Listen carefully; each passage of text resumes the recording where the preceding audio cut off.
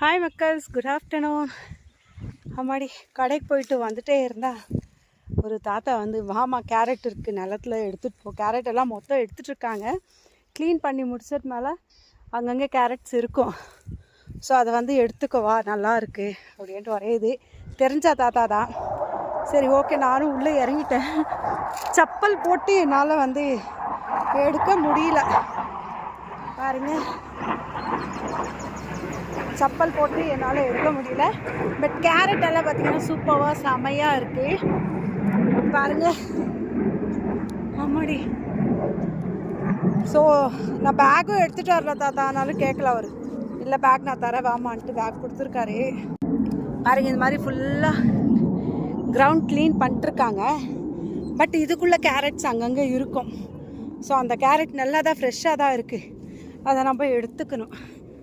பாருங்கள், வாஷ் பண்ணணும். மண் ஓவராக இருக்குது, பட் வாஷ் பண்ணணும். ஆமாம், எனக்கு இந்த மாதிரி நடந்து எக்ஸ்பீரியன்ஸ் இல்லை. காலெல்லாம் அப்படியே வலிக்கிட்டு போகுது. பாருங்களேன், பாருங்கள், நல்லா இருக்குது கேரட் எல்லாம் ஃப்ரெஷ்ஷாக. ஸோ ஆக்சுவலி நாங்கள் எது எடுத்தாலும், எது யார் எடுத்துகிட்டு வந்து கொடுத்தாலும் 5 வீட்டுக்கும் நாங்கள் அப்படியே பிரிச்சுக்குவோம். எதானாலும் 5 வீட்டுக்கு. ஸோ ஆக்சுவலி இப்போ இதை நான் கலெக்ட் பண்ணாலே ஒரு மூட்டை வரும் போல் பேகு. பாருங்கள், அம்மாடி பாருங்களேன். மக்கள் உள்ளே போனோம், நிறைய இருக்கும் போல். எனக்கு இந்த மண்ணில் நடக்க முடியல, வெயில் வேறு ஓவராக இருக்குது. இந்த வெயிலுக்கே நம்ம இப்படி ஆடுறோன்னா, விவசாயம் செய்கிறவங்கெல்லாம் இந்த வெயிலே எப்படி செய்கிறாங்க?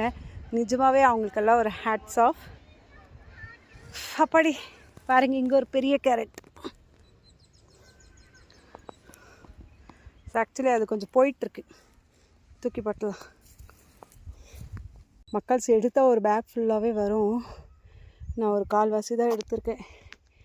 இதுக்கே வந்து மூச்சு வாங்குது. ஸோ பாருங்க, செம்ம வெயில் காட்டுது.